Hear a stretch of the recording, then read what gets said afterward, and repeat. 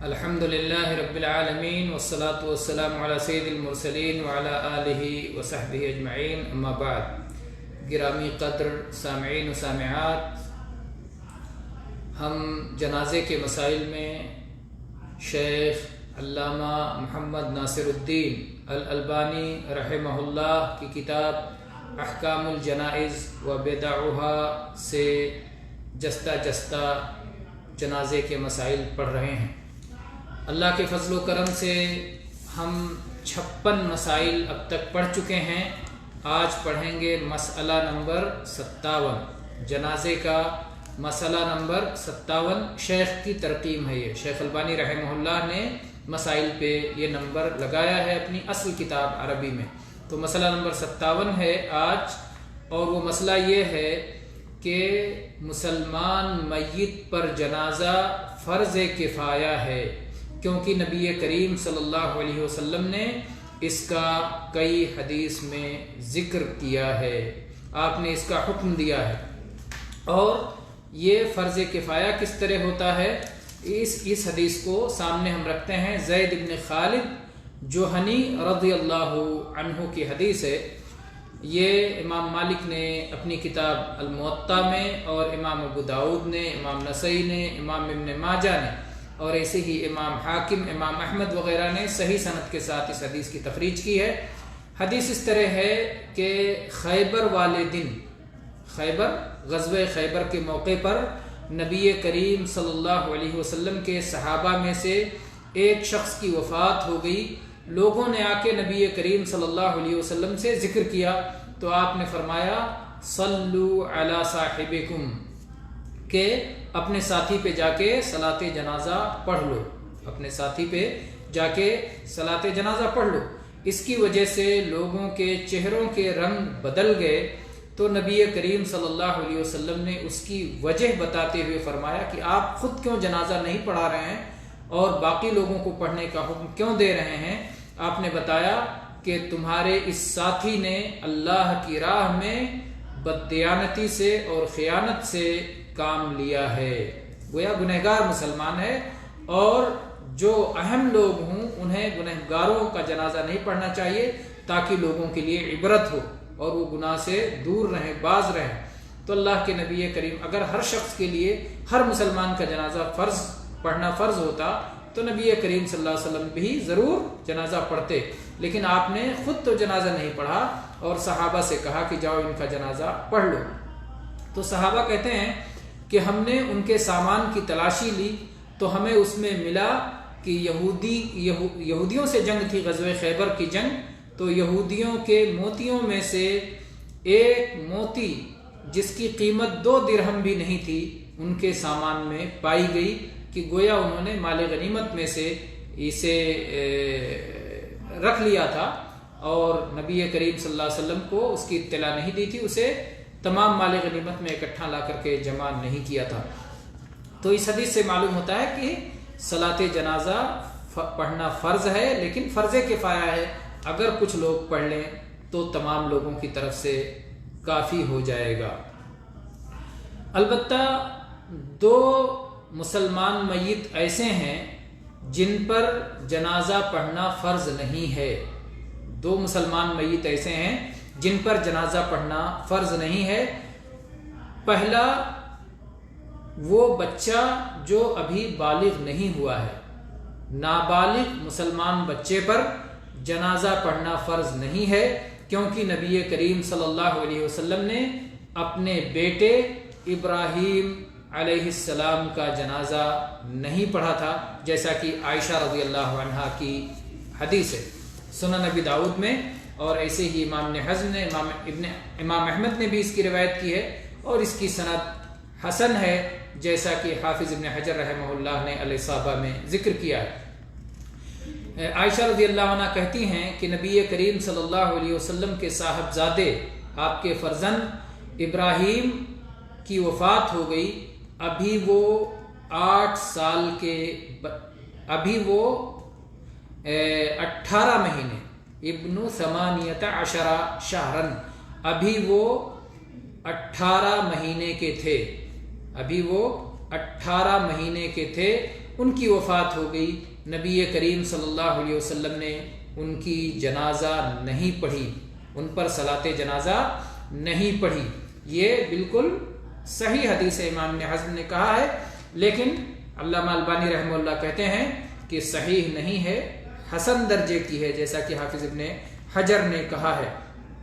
اور جہاں تک اس حدیث کی بات ہے جس کو بہت سارے لوگ ذکر کرتے ہیں کہ نبی کریم صلی اللہ علیہ وسلم نے اپنے بیٹے ابراہیم کی صلاۃ جنازہ پڑھائی، تو وہ حدیث صحیح نہیں ہے، وہ منکر ہے، جیسا کہ امام ابن قیم رحمہ اللہ نے ذکر کیا ہے۔ اور اسی طرح سے امام زیلعی نے اپنی کتاب نصب الرایہ میں اس کی پوری تفصیل بیان کی ہے۔ اور ایسے ہی امام احمد نے روایت کی ہے کہ انس رضی اللہ عنہ سے پوچھا گیا کہ نبی کریم صلی اللہ علیہ وسلم نے اپنے بیٹے ابراہیم علیہ السلام کا جنازہ پڑھا تھا یا نہیں، تو انس رضی اللہ عنہ نے کہا کہ مجھے نہیں معلوم۔ انس رضی اللہ عنہ جو نبی کریم صلی اللہ علیہ وسلم کے خادم خاص تھے، 10 سال تک جنہوں نے خدمت کی، ایسا نہیں ہو سکتا کہ نبی کریم صلی اللہ علیہ وسلم نے اپنے بیٹے کا جنازہ پڑھایا ہو اور انس رضی اللہ عنہ کو اس کی اطلاع نہ ملی ہو۔ اس سے معلوم ہوتا ہے کہ یہی بات درست ہے کہ نبی کریم صلی اللہ علیہ وسلم نے اپنے بیٹے ابراہیم علیہ السلام کا جنازہ نہیں پڑھا،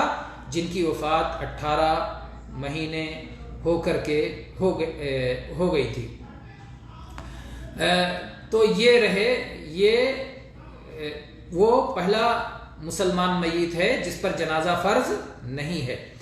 دوسرا مسلمان میت جس پر جنازہ فرض نہیں ہے وہ شہید ہے۔ دوسرا مسلمان میت جس پر جنازہ نہیں ہے وہ شہید ہے، کیونکہ نبی کریم صلی اللہ علیہ وسلم نے شہدائے احد وغیرہ پر صلاۃ جنازہ نہیں ادا کیا ہے، اور اس سلسلے میں تفصیل سے پہلے بیان ہو چکا ہے مسئلہ نمبر 32 کے تحت۔ ان دونوں پر جنازہ کے فرض نہ ہونے سے یہ ثابت نہیں ہوتا کہ ان پر جنازہ جائز بھی نہیں ہے۔ جنازے کی مشروعیت کا انکار نہیں ہے، یعنی ان پر جنازہ پڑھنا فرض تو نہیں ہے، لیکن ان کا جنازہ پڑھنا جائز ہے، مشروع ہے، اور چنانچہ اس سلسلے میں کئی احادیث ہیں۔ اور یہ ہو گیا ہمارا مسئلہ نمبر 59۔ کہتے ہیں، شیخ فرماتے ہیں، اور بچے کا جنازہ پڑھنا مشروع ہے اگرچہ وہ بچہ ناتمام ہو، یعنی مکمل ہو کر کے پیدا نہ ہوا ہو، بلکہ وفات پا کر بچہ گر جائے۔ اگر پیٹ ہی سے وفات پا کر کے بچہ گر جائے، ناتمام ہو، ماں کی پیٹ ہی میں وفات پا کر کے گر جائے، تو بھی اس کا جنازہ پڑھنا جائز ہے۔ چنانچہ اس سلسلے میں حدیث کے الفاظ اس طرح ہیں، وَالطِّفْلُ يُصَلَّى عَلَيْهِ، اور بعض روایت میں الفاظ ہیں وَالسِّقْتُ، سقط جو گر جائے، ناتمام بچہ، اور طفل بچے کو کہتے ہیں۔ وَيُدْعَى لِوَالِدَيْهِ بِالْمَغْفِرَةِ وَالرَّحْمَةِ، کہ بچے کا جنازہ پڑھا جائے گا اور اس کے والدین کے لیے رحمت و مغفرت کی دعا کی جائے گی۔ یہ سنن ابی داؤد اور سنن نسائی وغیرہ میں صحیح سند کے ساتھ یہ حدیث آئی ہے۔ تو اس لیے بچے کا جنازہ پڑھنا مشروع اور جائز ہے، فرض نہیں ہے، لازم نہیں ہے، ضروری نہیں ہے، لیکن اگر کوئی پڑھنا چاہے تو پڑھ سکتا ہے۔ اور اس سلسلے میں عائشہ رضی اللہ عنہا کی ایک اور حدیث ہے جو صحیح مسلم میں ہے، اور ایسے ہی نسائی، احمد وغیرہ میں بھی صحیح سند کے ساتھ موجود ہے۔ عائشہ رضی اللہ عنہ کہتی ہیں کہ نبی کریم صلی اللہ علیہ وسلم کے پاس ایک انصاری بچے کا جنازہ لایا گیا، اور آپ صلی اللہ علیہ وسلم نے اس کی صلاۃ جنازہ ادا فرمائی۔ عائشہ رضی اللہ عنہ کہتی ہیں، میں نے کہا کہ کیا ہی خوب ہے، کیا ہی اچھی بات ہے، یہ جنت کے پرندوں میں سے ایک پرندہ ہے، کبھی اس نے کوئی گناہ کا کام نہیں کیا اور معصوم ہے، اس کو گناہ کا وقت ہی نہیں آیا۔ تو نبی صلی اللہ علیہ وسلم نے فرمایا کہ اور بھی کچھ کہنا ہے عائشہ، اس کے علاوہ بھی کچھ کہنا چاہتی ہو؟ اللہ تبارک و تعالیٰ نے کچھ لوگوں کو جنت کے لیے پیدا فرمایا، اللہ تعالیٰ نے جنت کو پیدا فرمایا، اور جنت کے لیے کچھ لوگوں کو پیدا فرمایا، جبکہ وہ ابھی اپنی ماں کے پشت ہی میں تھے۔ اللہ نے ان کے لیے فیصلہ کر دیا کہ یہ جنتی ہیں، اور جب جہنم کو پیدا کیا تو کچھ لوگوں کے لیے فیصلہ کر دیا کہ یہ جہنمی ہیں اور ابھی وہ اپنی ماں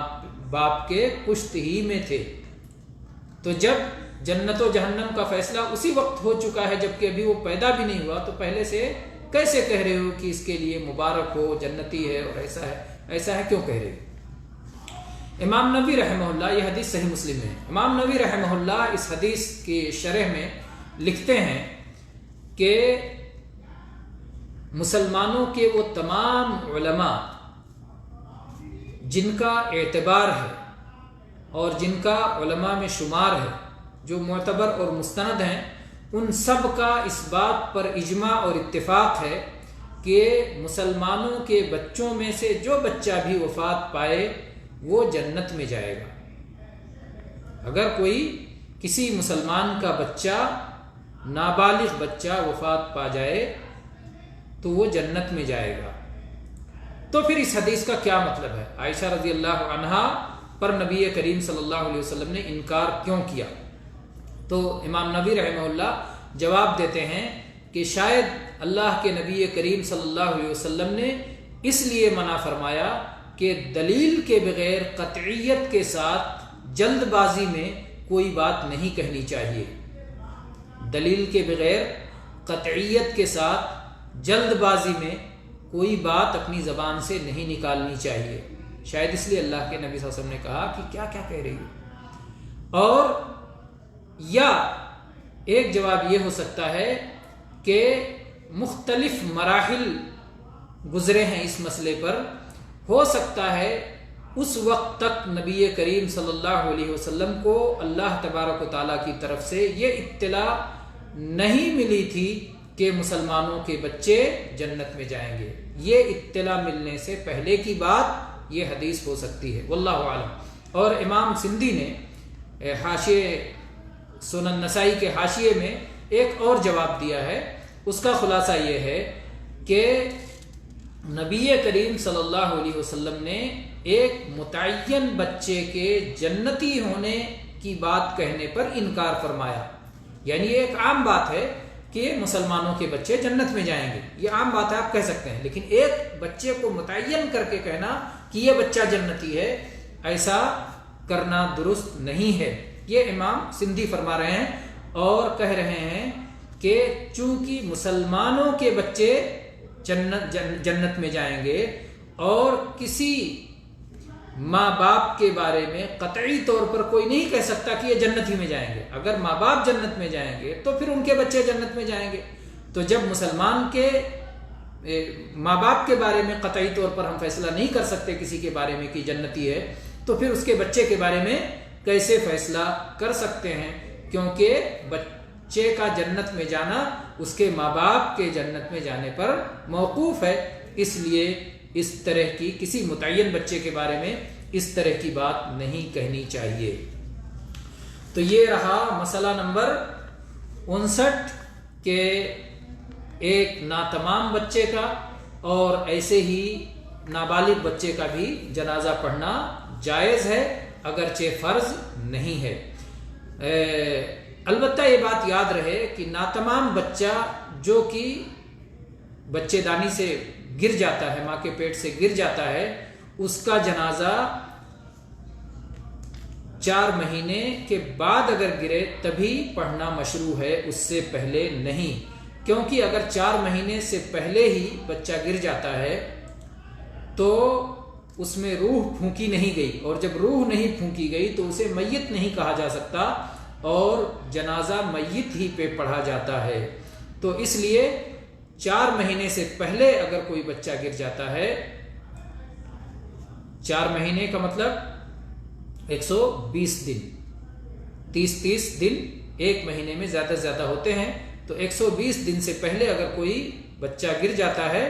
تو اس کا جنازہ نہیں پڑھا جائے گا. اور اس کی دلیل عبداللہ ابن مسعود رضی اللہ عنہ کی مرفوع حدیث ہے، جس میں نبی کریم صلی اللہ علیہ وسلم کا یہ فرمان مروی ہے کہ ایک شخص کی تخلیق کی تفصیل جس میں اللہ کے نبی نے فرمائی ہے. آپ نے فرمایا کہ ایک شخص کی تخلیق کو اس کے ماں کے پیٹ میں 40 دن تک نطفے کی شکل میں جمع رکھا جاتا ہے، پھر اس کے بعد میں وہ جو ہے جمے ہوئے گوشت کی شکل میں ہو جاتا ہے، پھر اس کے بعد میں جمے ہوئے خون کی شکل میں ہو جاتا ہے، پھر اس کے بعد میں وہ گوشت کے لوتھڑے کی شکل میں ہو جاتا ہے، پھر اس کے بعد اللہ تبارک و تعالی فرشتہ بھیجتا ہے اور فرشتہ اس میں روح پھونکتا ہے۔ تو 40 دن نطفے کی شکل میں، 40 دن جمے ہوئے خون کی شکل میں، اور پھر 40 دن گوشت کے لوتھڑے کے شکل میں۔ تو 40 زائد 40 زائد 40 3 مرتبہ ہو گیا 120 دن یعنی 4 مہینے۔ تو جب 4 مہینے کا ہونے کے بعد بچہ گر جائے تو گویا اس میں روح پھونکی جا چکی ہے، اور اس لیے اس کا جنازہ پڑھا جا سکتا ہے، جنازہ پڑھنا جائز ہے۔ اور جہاں تک اس حدیث کی بات ہے جس میں یہ کہا گیا ہے کہ بچے کا جنازہ اس وقت پڑھا جائے گا